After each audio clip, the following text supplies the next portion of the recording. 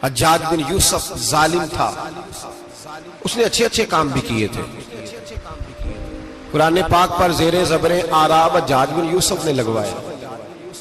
محمد بن قاسم کو ہندوستان سندھ کے علاقے فتح کرنے بھی حجاج بن یوسف نے بھیجا تھا۔ ساری خوبیاں اپنی جگہ پر، ظالم بہت بڑا تھا۔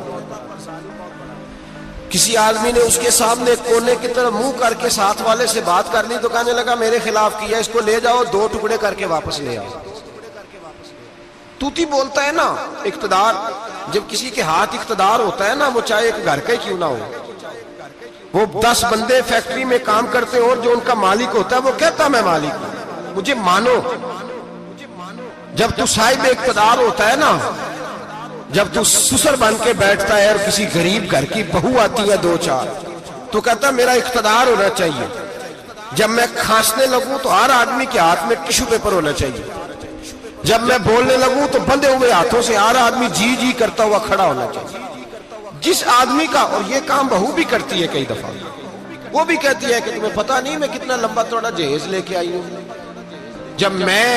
جب میں سونے کے لیے اپنے بیڈ روم میں جاؤں تو خبردار بوڑھے بابے کو اجازت نہیں کہ وہ کھانسے۔ اماں کو چاہیے کہ اگر اس کو بڑی سخت پیاس بھی لگی ہے تو میرے سوتے سوتے باورچی خانے میں برتن نہ کھٹکھٹائے۔ جو جہاں بھی جس اسٹیج پہ بھی بیٹھتا ہے وہ کہتا ہے کوئی نہیں مجھے پوچھنے والا، میں مطلق العنان ہوں۔ جوان بوڑھوں کا مذاق اڑاتے ہیں، سمجھتے ہیں شاید کبھی بوڑھے نہیں ہوئے، مذاق اڑاتے ہیں۔ تندرست لوگ بیماروں کا مذاق اڑاتے ہیں، شاید کبھی بیمار نہیں ہوئے۔ حجاج بن یوسف ظالم تھا، ظلم کرتا تھا، زیادتی کرتا تھا۔ حضرت سعید بن جبیر ایک تابعی بزرگ تھے، اتنے بڑے بزرگ تھے کہ ساری رات نماز پڑھتے تھے، سارا سال روزہ رکھتے تھے۔ ایک دن انہوں نے ممبر پہ بیٹھ کے کہا کہ حجاج ظلم سے باز آ جائے ورنہ اللہ کی لاٹھی بڑی بے آواز ہے۔ اللہ کی لاٹھی، اس کا کیا مطلب ہوتا ہے؟ اس کا مطلب ہے جب رب کی لاٹھی چلتی ہے تو اس کی آواز، جی اس کا پہلے کوئی پیغام، وہ پہلے اعلان نہیں کرتا کہ تگڑے ہو جاؤ لاٹھی چلنے لگی ہے، لاٹھی چلتی ہے پر اس کی آواز، سمجھ آ رہی ہے میری بات کی؟ جمعۃ الوداع کے لیے تشریف لانے والے احباب خاص غور فرمائیے گا۔ حجاج بن یوسف کو پتا چلا کہ حضرت سعید بن جبیر نے میرے خلاف بات کی، بلا لیا، کہنے لگا تو نے میرے خلاف بات کی ہے؟ فرمانے لگے کی ہے۔ کہنے لگا تجھے پتا ہے میں قتل کر دوں گا؟ آپ فرمانے لگے نہ تو زندگی کا مالک ہے نہ موت کا مالک ہے، تو کیسے قتل کر؟ کہنے لگا تجھے پتا ہے میرا؟ فرمایا میں نے تجھے نہیں، میں نے تو کئی شداد، کئی حماد، کئی قارون، کئی فرعون، کئی نمرود دیکھے، کئیوں کی داستانیں سنی، تو کون ہے؟ تو چھوٹا سا ہے۔ ایک جملہ ہے ملا جلال الدین رومی کا، بڑے درویش تھے، ایک بات کہہ گئے، کہنے لگے نمرود جتنے پیسے نہیں، فرعون جتنی حکومت نہیں، قارون جتنی دولت نہیں، ورنہ فرمانے لگے میرے زمانے میں بھی کئی لوگوں کا خدا بننے کو دل کرتا ہے، کئی لوگوں کا دل کرتا ہے، لیکن نمرود جتنے پیسے، فرعون جتنی طاقت اور قارون جتنی دولت نہیں، ورنہ ہو سکتا ہے لوگ دعویٰ کر جائیں معاذ اللہ ثم معاذ اللہ۔ یہ آج سے کئی 100 سال پہلے وہ کہہ رہے ہیں، آج تو حالات بڑے ابتر ہیں، اس کی نسبت خطرناک۔ فرمانے لگے حضرت سعید بن جبیر تو زندگی موت کا مالک نہیں۔ کہنے لگا پکڑو، قتل کرو اسے، لے جاؤ۔ جب پکڑ کر کھینچ کر لے جا رہے تھے نا تو حضرت سعید بن جبیر مسکرانے لگے۔ اب ظالم کے سامنے مسکرائے تو اس کو بڑا غصہ آیا، یہ میرا مذاق اڑاتا ہے؟ بلا لیا، ادھر آؤ، کیوں مسکرا رہے ہو، کیا ہوا؟ تو حضرت سعید بن جبیر کہنے لگے میں مسکرا رہا ہوں تیری بیوقوفی پر اور اپنے اللہ کی دی ہوئی ڈھیل پر۔ میں مسکرا رہا ہوں کہ یا اللہ کیا بات ہے، کیا تیرا شان ہے، کیسے لوگوں کو ڈھیل دی ہوئی ہے۔ میں مسکرا رہا ہوں تیری بیوقوفی پر کہ تو سمجھتا ہے شاید مجھے پوچھنے والا کوئی نہیں۔ کہنے لگا اس کو باہر نہ لے جاؤ، میرے سامنے قتل کرو۔ ٹھیک ہے جی، قتل کرنے لگے تو حضرت سعید بن جبیر نے منہ کعبے کی جانب کر لیا، انی وجہت وجہی للذی فطر السماوات والارض حنیفا وما انا من المشرکین۔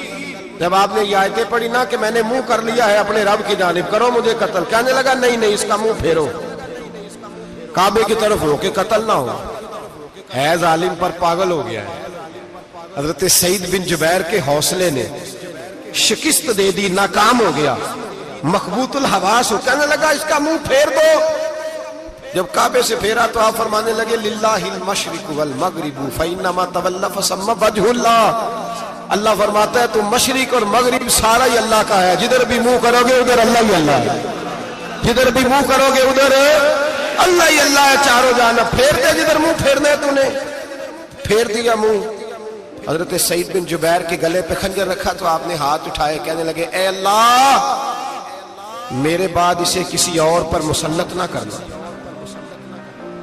میرے بعد کسی اور پر مسلط نہ، بس میں آخری ہوں۔ جب آپ ذبح ہوئے تو اتنا خون نکلا کہ لوگ کہتے ہیں جتنا اونٹ کے وجود سے نکلتا، تر ہو گیا سارا اس کا دربار۔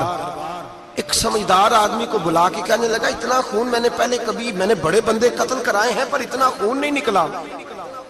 تو وہ کہنے لگے لوگ مر جاتے، مرتے وقت ڈر جاتے ہیں، سہم جاتے ہیں، خون سکڑ جاتا ہے، لگتا ہے یہ شخص جب دنیا سے گیا ہے تو ڈٹ کے گیا ہے، یہ ڈٹ کے گیا ہے دنیا سے۔ حجاج بن یوسف رات کو سویا تو تڑپ کے اٹھا، کیا ہوا؟ گھر والے کہنے لگے کیا ہوا؟ کہنے لگے سعید بن جبیر خواب میں آئے اور کہتے ہیں اٹھ مجھے بتا تو نے مجھے کیوں قتل کیا، بتا کیوں مارا؟ اگلی رات پھر سویا تو وہی خواب، پھر سویا تو وہی خواب۔ گناہ نفسیاتی مریض بنا دیتا ہے، ظلم تجھے مخبوط الحواس کر دیتا ہے۔ جب تو زیادتی کرتا ہے تو اللہ فرماتے ہیں کہ تو اللہ کو بھولتا ہے، اللہ تجھے اپنا آپ بھلا دیتا، پھر تو بھول جاتا ہے، پھر تو سیدھے رستے پہ چلتا ہے پر بھٹک جاتا ہے، پھر تو صحیح رستوں کا تعین کر کے بھی گمراہ ہوتا ہے، پھر تو روز وہی گاڑی چلاتا ہے پر اب جب تو بریک لگاتا ہے تو نہیں لگتی۔ جب گناہوں کے ساتھ تو مخبوط الحواس ہوتا ہے تو روز وہ کاروبار کرتا ہے، لیکن جب تیرے گناہ تجھے گھیر لیتے ہیں پھر اسی کاروبار میں تو نقصان اٹھاتا ہے۔ حجاج بن یوسف تڑپتا ہے، روتا ہے، یہاں تک کہ بیمار ہو گیا، پیٹ میں درد ہوتی ہے، پتہ نہیں کیا ہوا، تکلیف ہوتی ہے، پتہ نہیں، سارے حکیم طبیب ڈاکٹر کوئی نہ سمجھ سکا کہ بیماری کیا ہے۔ جو بیماریاں خدائی ہوتی ہیں ان کا لوگوں کو پتا، جو آزمائشیں رب کی جانب سے ہوتی ہیں وہ ڈاکٹروں کے ہتھے نہیں چڑھتی، جو تکلیفیں اللہ دیتا ہے ان کا حکیم طبیب علاج نہیں کر پاتے، مشکل، اور شفا اسی وقت ہوتی ہے جب اللہ دینا چاہے، اور جب رب ہی دینا نہ چاہے تو بڑے بڑے ڈاکٹر کہتے ہیں کہ ہمارے بس کی بات نہیں رہی۔ بغداد سے حکیم آئے، پیٹ دیکھا، کہنے لگے نہ تیرے معدے میں کوئی دقت ہے، نہ تیرے جگر میں، نہ کسی اور جگہ، ماجرا کیا ہے؟ ایک آخری علاج ہے، آخری، وہ کیا؟ گوشت کا چھوٹا سا ٹکڑا دھاگے کے ساتھ باندھ کے منہ میں ڈالا اور پھر ایک باریک سا تنکا لے کے اس کو اندر ڈالنے لگے گلے میں۔ وہ گوشت کا ٹکڑا جب حلق کے اندر اتر گیا، اس حکیم نے واپس کھینچا تو کیسے ایسی بدبو آئی جیسی کبھی سونگی نہ تھی۔ جانور کیڑے مکوڑے لگے ہوئے باہر نکلے، اور جب دیکھا تو جتنے محل میں لوگ بیٹھے تھے چلاتے ہوئے نکل گئے کہ یہ کیا مصیبتیں ہیں۔ حکیم بھی اٹھ کے دوڑنے لگا، کہا تجھے کیا ہوا؟ کہنے لگے حجاج تیری بیماری زمینی نہیں، تیری مصیبت زمینی نہیں۔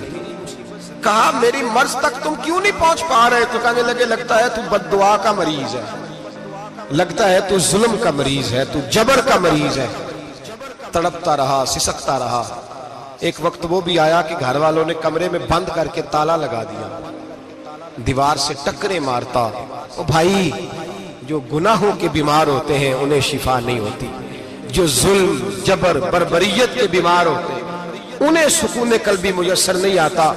دوائیاں ان بیماریوں کی بنی ہوئی ہیں جو بیماریاں زمینی ہیں، جو بیماریاں خوراک کی بد پرہیزی سے ہوتی ہیں، جو گناہوں کی بد پرہیزی سے ہوتی ہیں، ان کی بیماریاں، ان کی شفا توبہ ہے، ان کی شفا رجوع اللہ ہے، ان کی توبہ اللہ سے معافی مانگنے سے شفا ہوتی ہے۔ حجاج جب مرنے لگا تو بلایا، یہ رنگ بھی ذرا ملاحظہ کیجئے گا، دو چار قریبیوں کو بلایا، پتہ ہوتا ہے نا اپنے کرتوتوں کا آدمی کو، پتہ سارا ہے سردار نوکیتی ہے، جب پتہ ہوتا ہے سارا، بلا کے کہنے لگا جب میں مر جاؤں تو مجھے رات کو دفن کرنا۔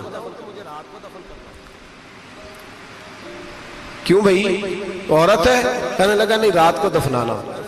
ٹھیک ہے رات کو دفنا دیں گے. پھر کہنے لگا جب صبح ہو جائے تو صبح ہونے سے پہلے پہلے میری قبر زمین کے برابر کر دینا, نشان مٹا دینا.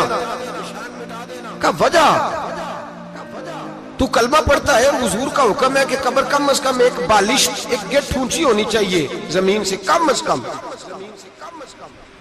تو تیری قبر مٹا دے. وجہ پتہ ہوتا ہے اپنے ظلموں کا.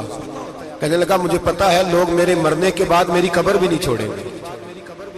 دنیا میں تو میرے جبر کی وجہ سے کوئی آ نہ سکا, لیکن میری قبر بھی لوگ جنازوں میں باتیں شروع کر دیتے. جنازوں میں نے ایسی بھی داستانیں سنی ہیں کہ کوئی مرا تو لوگ جوتوں کا ہار قبر پہ ڈالا ہے.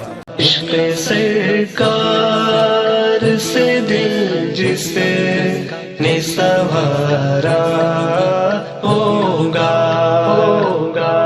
اس کی قسمت کا بلندی پہ ستارہ ہوگا, اس کی قسمت کا بلندی پہ ستارہ ہوگا. عشق سرکار سے دل